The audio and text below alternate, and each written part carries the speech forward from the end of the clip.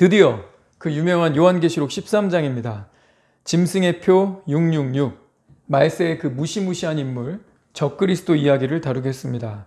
이 내용은 과거로부터 쭉 종말 관련 영화나 드라마 제작의 모티브가 되었고 최근까지도 이어지고 있습니다. 영화나 드라마 덕분에 종말에 대한 성경의 이 내용은 신자만이 아니라 교회를 안 다니는 분들에게도 많은 부분 공감대를 이루고 있는 부분입니다. 가장 흔하게 알려진 요한계시록 13장 18절, 지혜가 여기 있으니 총명한 자는 그 짐승의 수를 세어보라. 그것은 사람의 수니 그의 수는 666이니라. 지혜가 있다는 자, 총명한 자 수를 세어보라. 그래서 수많은 신학자들이 그리고 종말을 연구하는 자들이 이 적그리스도가 누군가 분석하고 찾아보았습니다. 역사 속에 유사 인물들이 여럿 있었지만 이 말씀에 완전히 부합하는 자는 아직 발견되지 않았습니다. 오늘은 말세에 나타나기로 예언된 이 적그리스도에 대해 가급적 어떤 이론이나 해석을 배제하고 성경 자체가 말하는 바를 상고하도록 하겠습니다. 이를 위해서는 12, 13장이 이 세트로 연구해야 되기 때문에 제가 오늘 조금 스피디하게 진행하겠습니다. 영상으로 보시는 분들은 요한계시록 12, 13장을 한번 통독하시고 들으시기를 바랍니다. 먼저 영상 하나 보시겠습니다. 우리의 생활 속에 좀 더 가깝게 다가오고 있는 생체의식 베리칩. 오래전부터 시한부 종말론자들로부터 베리칩은 성경 요한계시록에 등장하는 666 짐승의 표라는 주장이 꾸준하게 제기되었다. 하지만 기성개신교단의 일부는 이단으로 규정짓거나 일부는 이단성이 있는지 연구 중이라고 한다. 때문에 베리칩 자체에 대해서 교회에서 언급하는 것이 상당히 조심스러웠던 것이 사실이다. 성경 요한계시록에서는 사탄의 성격을 띠고 있는 자가 빈부를 막론하고 많은 사람들에게 오른손이나 이마에 표를 받게 하는 장면이 나온다. 또 그 표를 받지 않으면 마치 신용카드나 화폐의 수단처럼 매매를 하지 못하고 그 표는 짐승의 이름이며 그 숫자는 666이라고 한다. 많은 종말론적인 해석을 하는 신학자들로부터 666 짐승의 표가 곧 미래에 등장하게 될 결제 수단이 될 것이라는 주장이 나오고 있다. 실제 빌 게이츠 같은 세계적인 재벌들이 주도하는 전 세계적인 백신 시스템이나 전자화폐 결제 시스템에는 어김없이 숫자 666이 등장하거나 그것을 관리하는 슈퍼컴퓨터의 이름은 짐승의 이름을 따와서 붙여넣고 있는 것은 잘 알려진 사실들이다. 그렇다면 미래의 특정 시대 666 베리칩을 받지 않게 되면 발생할 일들을 살펴보자. 첫 번째, 당신은 대중교통을 이용할 수 없을 것이다. 2000년대 중반부터 전 세계의 대중교통수단은 칩을 이용해서 결제를 하고 있다. 하지만 아직까지도 현금을 전산화한 결제 시스템이다. 이 칩이 우리 손이나 이마에 받게 될 날이 올 수 있다. 현재 전 세계 대도시권을 중심으로 초고속 광역급행철도가 등장하고 있다. 일자리가 있는 중심부와 집이 있는 외곽을 연결하는 초고속 열차들이다. 많은 시민들은 집값이 비싼 교외로 떠나가고 있다. 하지만 일자리는 도심부에 있다. 베리칩을 받지 않게 되면 당신은 일자리를 얻을 수 없을 것이다. 두 번째, 당신은 여행을 할 수 없게 될 것이다. 현재 여권은 전 세계적으로 전자여권으로 변화되고 있다. 이건 역시 생체의식 베리칩으로 단일화하는 과정이라는 주장이 있다. 생체의식 베리칩은 결제 수단일 뿐 아니라 신원확인 신분증이 될 가능성이 높다. 여권이 여기에 해당한다. 앞으로 테러 사건, 전염병 발병 사태가 전 세계적으로 발생하게 되면 신원 확인과 전산화된 의료 정보를 확인하기 위해서 위변조를 할 수 없게끔 신체 속에 삽입된 형태의 전자 신분증 제도가 도입될 가능성이 있다. 베리칩을 받지 않은 당신은 신원 확인이 되지 않아 감염병 보균자, 테러리스트로 분류되어 비행기에 탑승하거나 해외 입국이 거부될 것이다. 세 번째, 당신은 물건을 구매할 수 없다.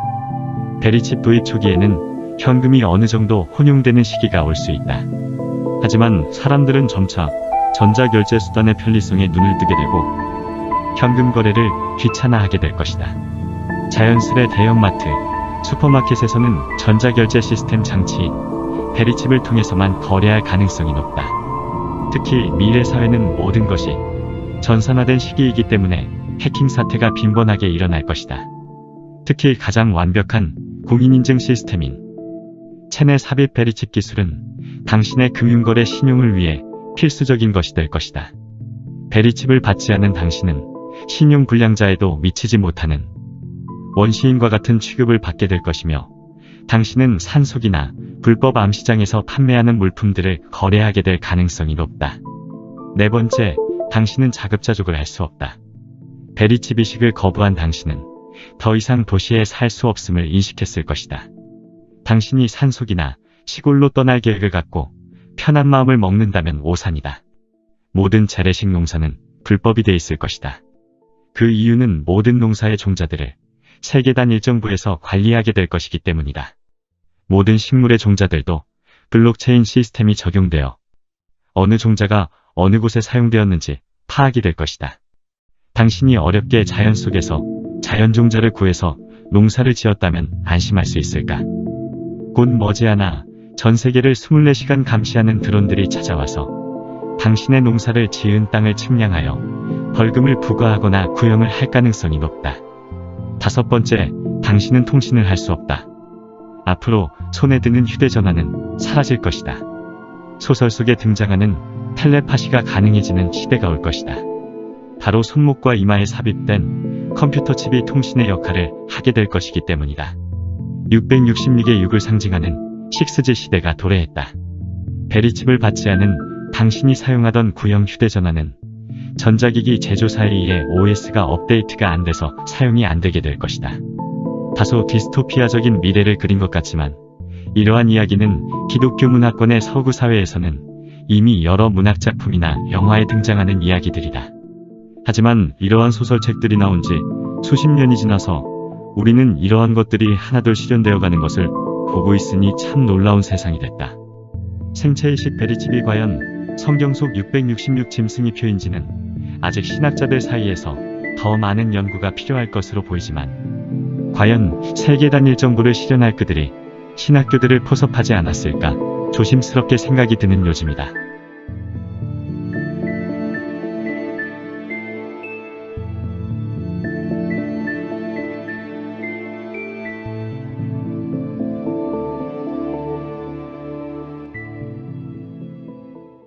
영상에 나온 것들이 정말 공상과학 소설이나 영화에서는 나올 법한 일들 같지만, 이제는 관련 기술과 과학이 발달하여 우리는 정말 계시록 말씀이 우리에게 실제가 되는 그런 시대를 살고 있습니다.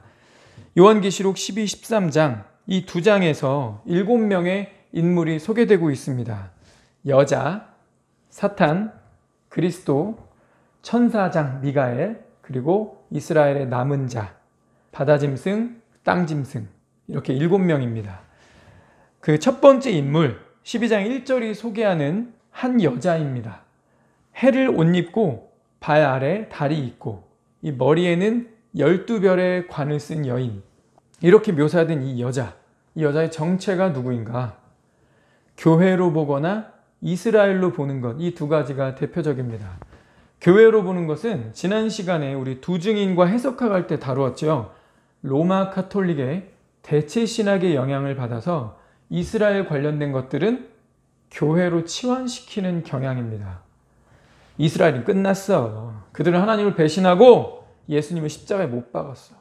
오랫동안 하나님께 불순종해서 그들이 받았던 약속과 축복은 모두 이 교회로 넘어갔다.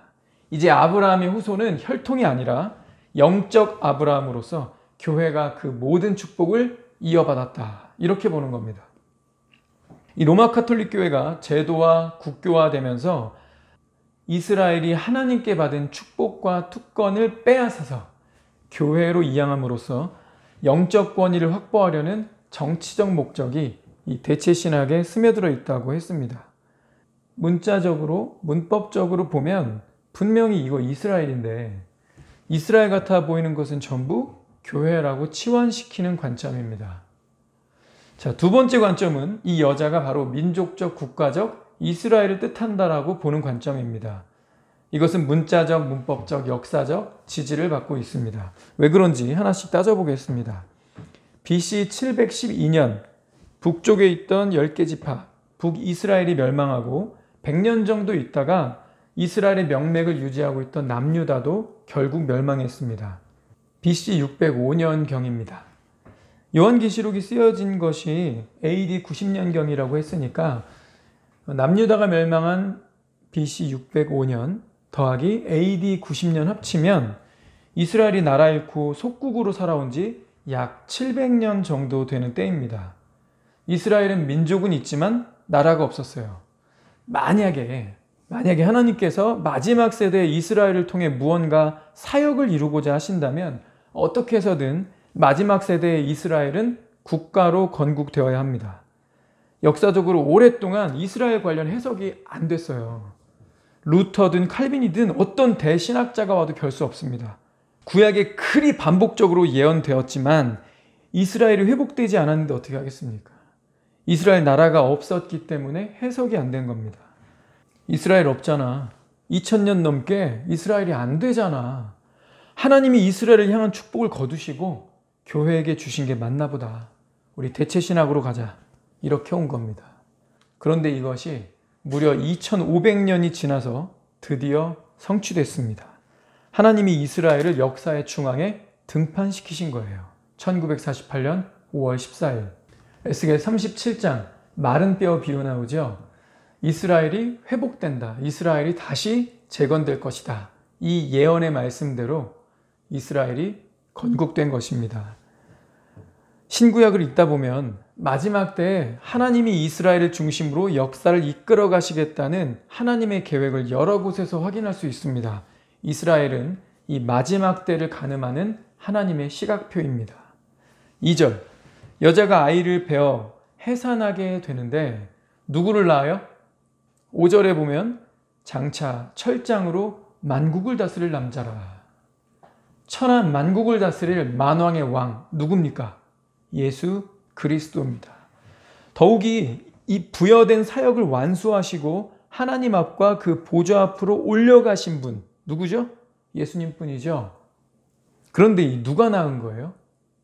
해를 옷 입고 발에 달을 두고 있으며 12별의 관을 쓴 이 여자가 만국을 다스릴 예수 그리스도를 낳았습니다. 이 여자 누굽니까?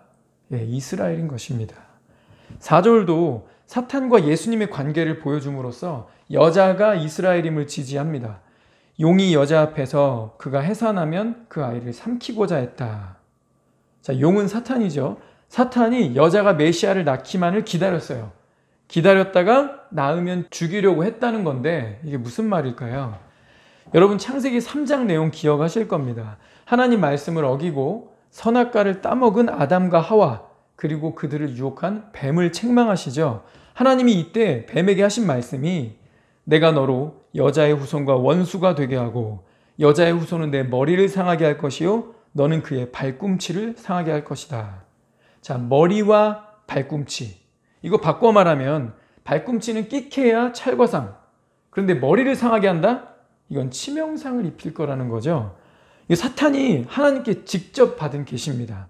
근데 사탄이 아는 하나님은 한 번 한다고 하시면 분명히 하시는 분인데 내가 찰과상이 아니라 치명상을 입게 된다고? 여자의 후손, 이 누굴까? 사탄은 이때부터 늘 불안하고 궁금했습니다. 자기한테 치명상 입힐 거라고 하니까 여자의 후손, 이게 도대체 누굴까? 수많은 사람이 태어나서 다양한 민족, 다양한 나라를 세울 텐데 사탄 입장에서는 이 여자의 후손을 찾는다는 게 쉬운 일이 아닙니다. 왜냐고요? 여러분 사탄은요 하나님처럼 전지전능하지 않습니다. 하나님은 어디에나 계시지만 사탄은 편재할 수가 없어요. 그러니까 사탄이 한국에 있으면 미국이나 일본에는 있을 수가 없는 거예요. 함께 타락한 천사들과 열심히 찾아다녀야 합니다. 인구가 늘어나고 인구가 전 세계로 흩어질수록 사탄은 관리하기가 힘들어집니다. 그래서 한 군데 사람들이 모여 살게 해야 돼요. 흩어지면 눈밖에 나는 존재가 생길 수밖에 없습니다. 그래서 사탄은 어떻게든 모여 살게 하려고 바벨탑 쌓고 흩어짐을 면하도록 유도한 겁니다. 그런데 하나님이 흩으셨죠. 이제 사탄은 이 흩어진 인간들을 관리하고 여자의 후손을 찾아내느라 힘들어졌는데 다행히도 감사하게도 하나님이 직접 바운더리를 쳐주십니다. 그리스도는 이스라엘로부터 올 것이다. 그리스도는 아브라함과 이삭과 야곱의 자손이 될 것이다. 그리스도는 베들레헴에서 태어날 것이다. 아브라함과 영원한 언약을 세우시는 장면을 사탄이 보는 거예요. 하나님이 다윗과도 언약을 맺으십니다. 아, 다윗의 후손으로 메시아가 오겠구나. 내 머리를 상하게 할 메시아가 이스라엘의 후손으로 오겠구나. 사탄은 이제 넓게 볼 필요 없이 이스라엘 민족만 주목하고 이스라엘만 공격하면 되는데, 그래서 시도한 게 에스더서예요. 하만을 통해 유대인의 씨를 말리려고 했던 시도입니다. 두 번째 시도도 있었죠. 헤롯을 통해서 메시아를 제거하려 했던 사건입니다. 이것이 이 비유에 나오는 사탄이 그 아이를 삼키고자 했다는 의미입니다. 끊임없이 사탄은 여자의 후손, 이 메시아를 막으려고 했습니다. 자기 머리를 상하게 할 거니까. 그러나 이 아이는 하나님의 보호로 인해 성장했고 십자가 사역을 완수한 후에 하나님의 보좌 앞으로 올라갔습니다. 사탄이 항상 대적하고 막으려 했던 아이 예수 그리스도, 철장으로 만국을 다스릴 메시아 예수 그리스도, 사역을 이루시고 하나님 보좌 앞으로 승천할 한 분 예수 그리스도. 그런데 그 아이가 누구에게서 태어난다고요? 이 여자, 바로 이스라엘입니다. 해와 달과 12별의 관, 이 주일학교 때 맨날 배우는 요셉의 꿈, 이스라엘 아닙니까? 이 모든 정황이 이 여자를 이스라엘이라 판단하는 근거가 되는 것입니다. 유대인이 읽든 이방인이 읽든 요한계시록 12장을 읽는 사람은 누구나 아하, 말세에 이스라엘 나라가 출현하겠구나, 이것을 깨달을 수 있도록 비유와 상징을 통해 계시한 것입니다. 7절부터 12절, 이때부터 장면이 전환됩니다. 땅에서 하늘로. 이제 하늘에서 무슨 일이 일어나는지를 보여줍니다. 하늘에 전쟁이 일어나고 사탄과 함께 타락한 3분의 1의 천사들이 힘을 모아 하늘의 군대를 대적하지만 패배한다. 그리고 쫓겨난다.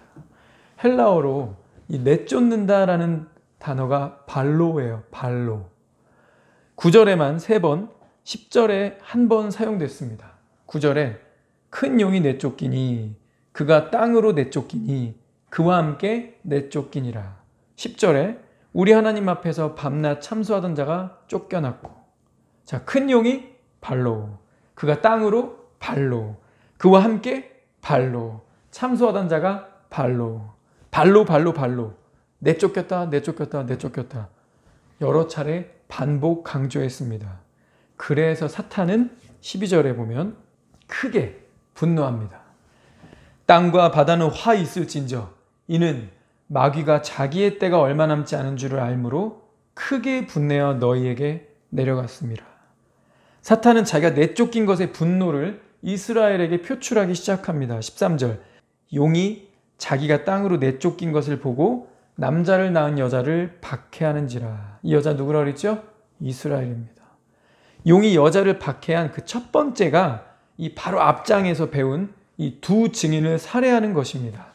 요한계시록 11장에 보면 7년 환란 시작 때에 두 증인이 출현할 것을 계시했죠.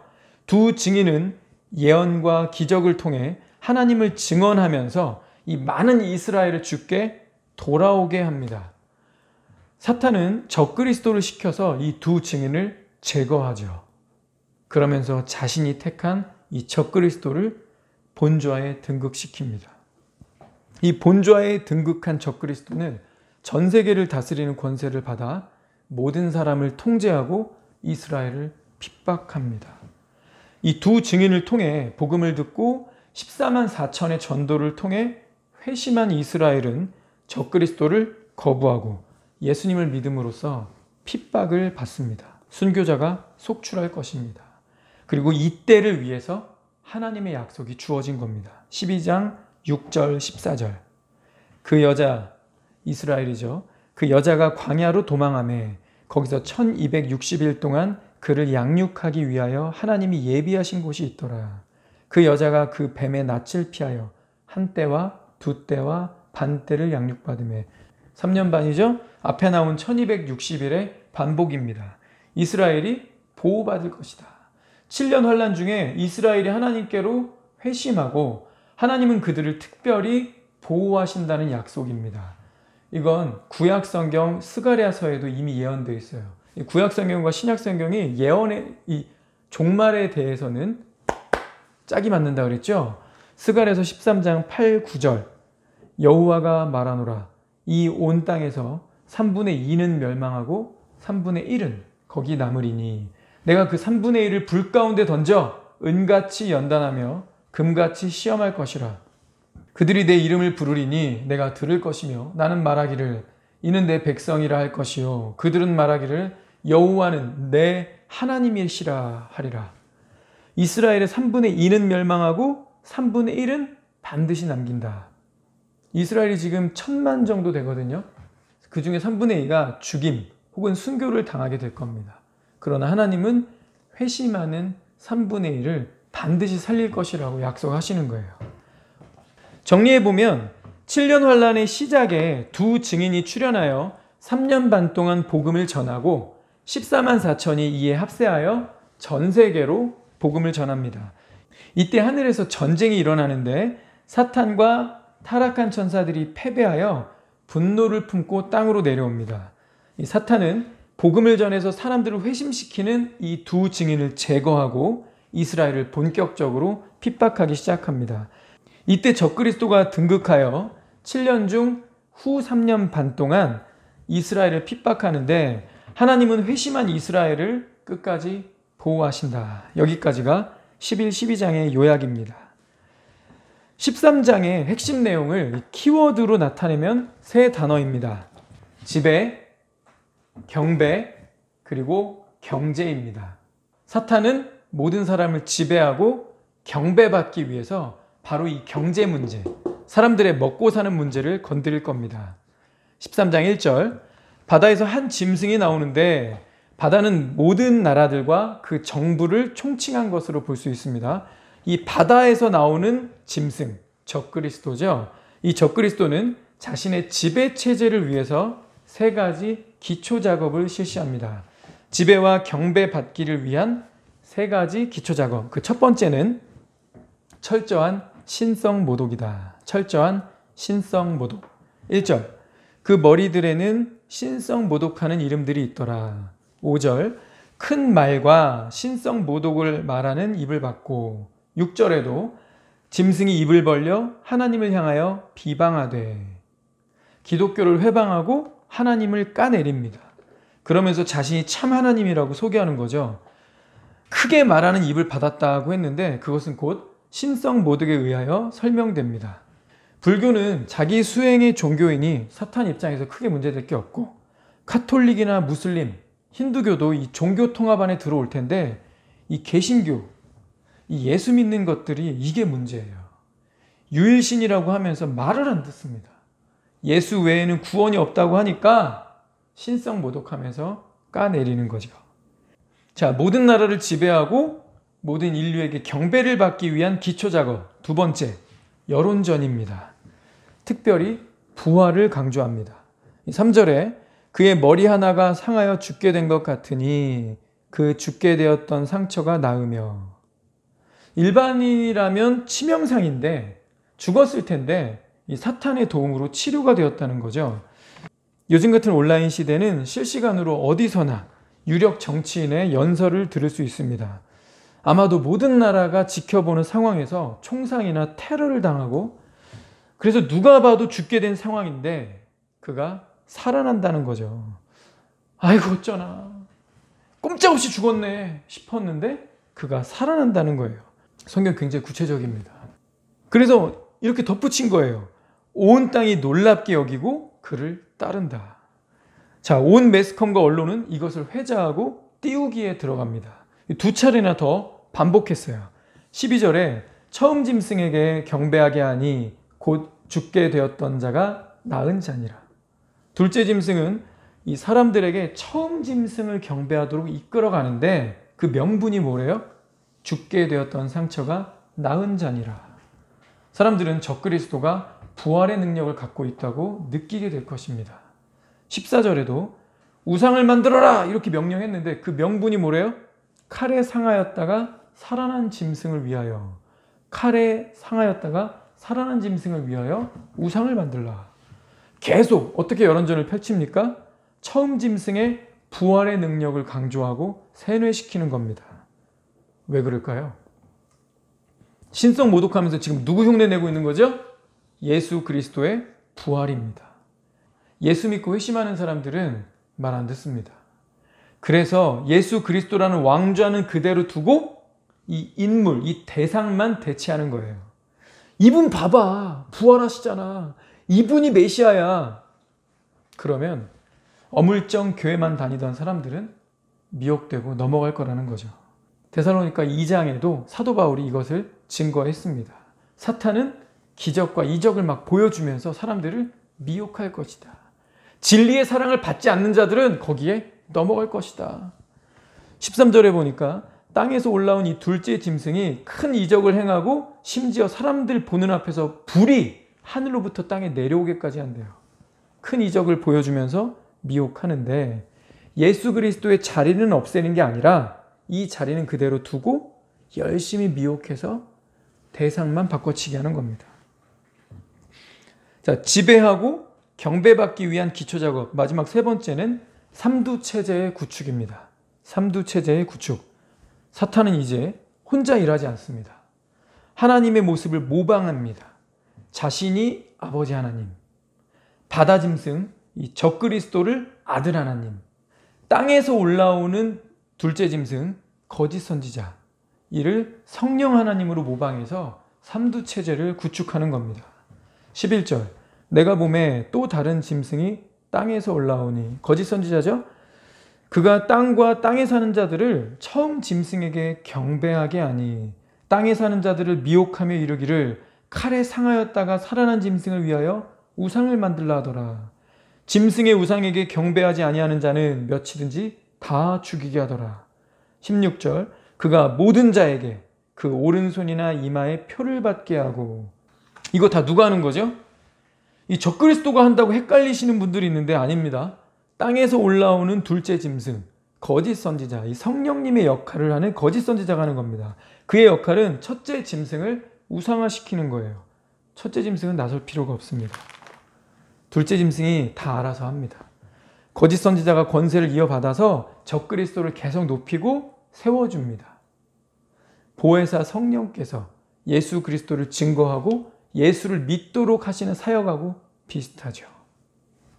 삼위일체 하나님을 모방한 삼두체제입니다. 이렇게 용과 바다짐승, 땅짐승, 사탄과 적그리스도와 거짓 선지자는 삼두체제를 구축합니다. 자, 이제 기초 작업이 되었으니 본격적으로 이 위에 자기들이 하고자 하는 세 가지 시스템을 구축합니다. 지배와 경배를 공고히 하기 위해서 세 가지 시스템을 구축한다. 첫 번째는 세계 정부 구성입니다. 자, 5절에 짐승이 42달 동안 일할 권세를 받으니라. 무슨 일을 하는데요? 7절에 각 족속과 백성과 방언과 나라를 다스리는 권세를 받으니. 세계 정부 구성. 이거 일루미나티 프리메이슨이 만들어낸 용어 아닙니다. 성경에 이미 그렇게 기록이 돼 있어요. 사탄과 적그리스도는 이 열방을 다스리는 왕이 되기 위해서 세계 정부를 구성합니다. 그리고 이로써 세계의 모든 사람들을 감시, 감독하며 지배하려 할 것입니다. 자, 지배하고 경배받는 것을 공고히 하기 위한 두 번째, 세계 종교입니다. 경배를 뜻하는 단어, 이 프로스퀴네오라는 단어가 여기 여러 차례 쓰였는데, 원래 이 프로스퀴네오, 경배를 뜻하는 이 단어는 복음서에서 예수님이 경배받으실 때 썼던 단어입니다. 사탄이 원한 게 결국 이 경배받는 거라는 거죠. 4절, 용이 짐승에게 권세를 주므로 용에게 경배하며 짐승에게 경배하여. 8절, 다 그 짐승에게 경배하리라. 12절, 그가 땅과 땅에 사는 자들을 처음 짐승에게 경배하게 하니. 15절, 짐승의 우상에게 경배하지 아니하는 자는 몇이든지 다 죽이게 하더라. 사탄은 자신이 타락했던 그 시초부터 지금까지 원했던 그 하나, 바로 사람들로부터 경배를 받으려고 할 겁니다. 로봇이 아닌, 동물이 아닌 자유의지를 가진 존재에게 경배받는 것. 이걸 이루기 위해서 자신의 권세를 적그리스도에게 나눠주면서 온갖 이적과 선동을 통해 사람들을 미혹합니다. 자, 마지막 세 번째는요. 세계 경제 시스템입니다. 세계 경제 시스템. 이 모든 사람에 대한 완벽한 지배와 그들에게 경배를 받기 위해서는 사람들의 생명과 삶을 통제할 수 있어야 합니다. 이를 위해 강제력을 동원하여 경제 시스템을 통제할 것입니다. 13장 16절. 그가 모든 자, 곧 작은 자나 큰 자나 부자나 가난한 자나 자유인이나 종들에게 그 오른손이나 이마에 표를 받게 하고 누구든지 이 표를 가진 자 외에는 매매를 못하게 하니 이 표는 그 짐승의 이름이나 그 이름의 수라. 사람들은 매매를 할 수 있기 위해, 즉 먹고 살기 위해 짐승에게 경배해야 합니다. 전 세계 인류는 짐승을 경배하든지 아니면 그 벌을 감수하든지 양당 간에 결정을 내려야 할 겁니다.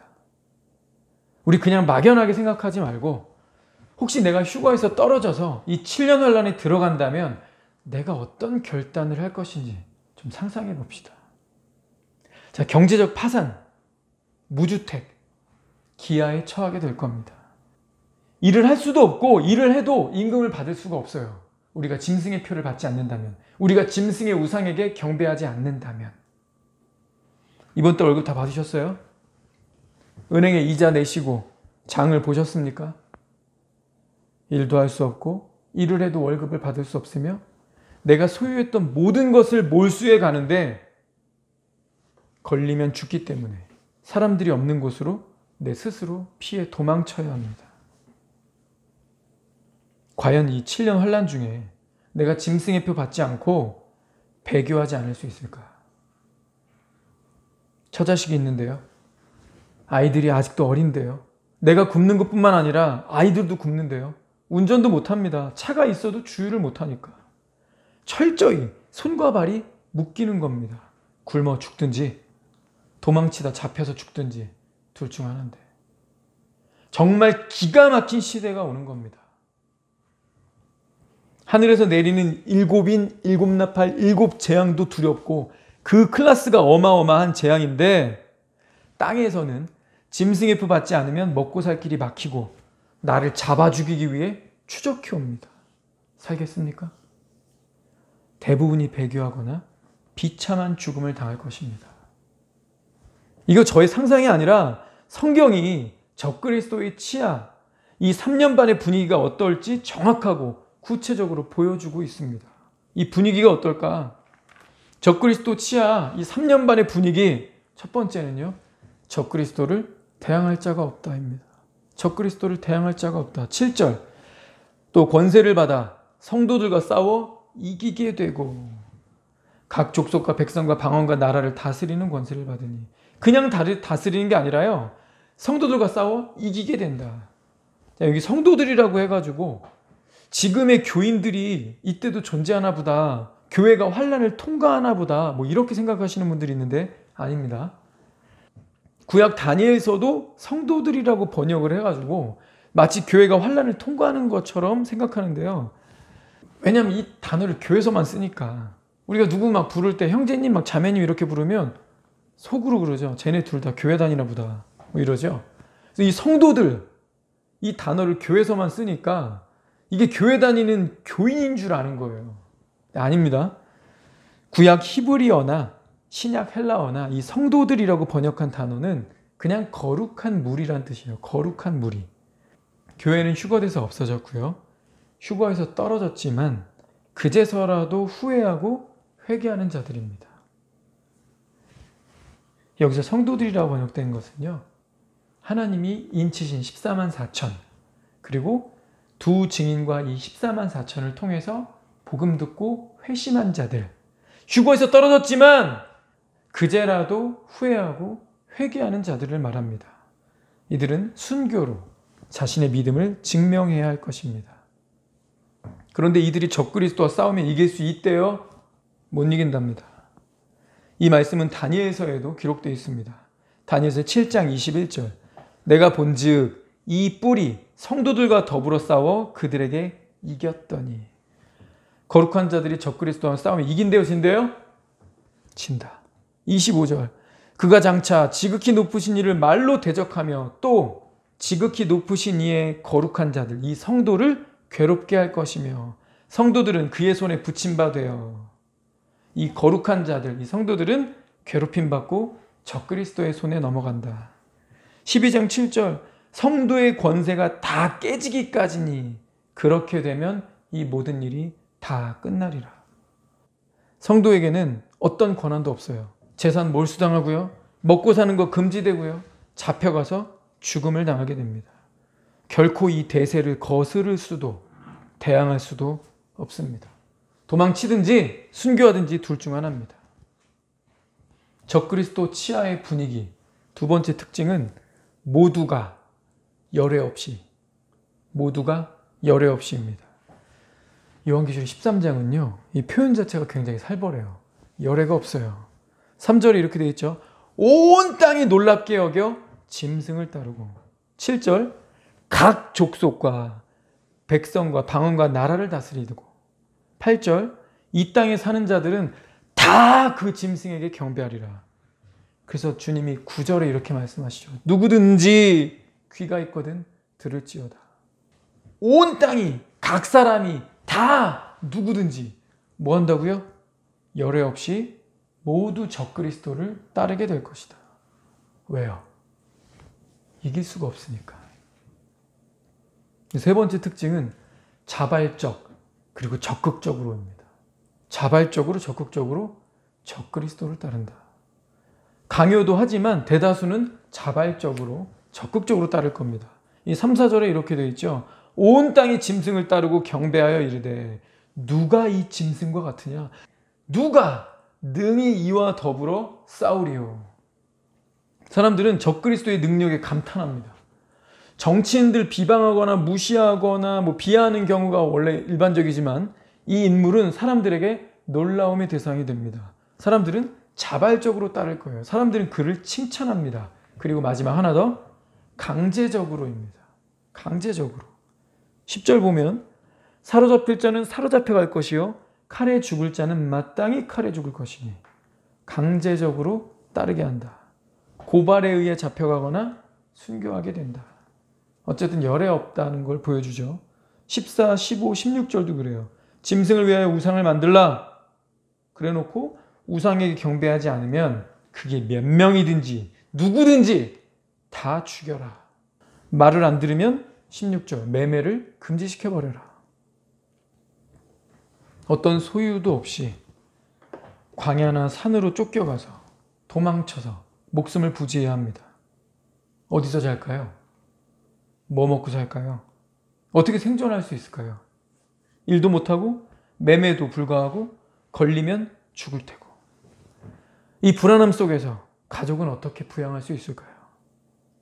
13장을 가만히 묵상하자니 이건 다른 길이 없습니다. 반드시 휴가돼야 됩니다.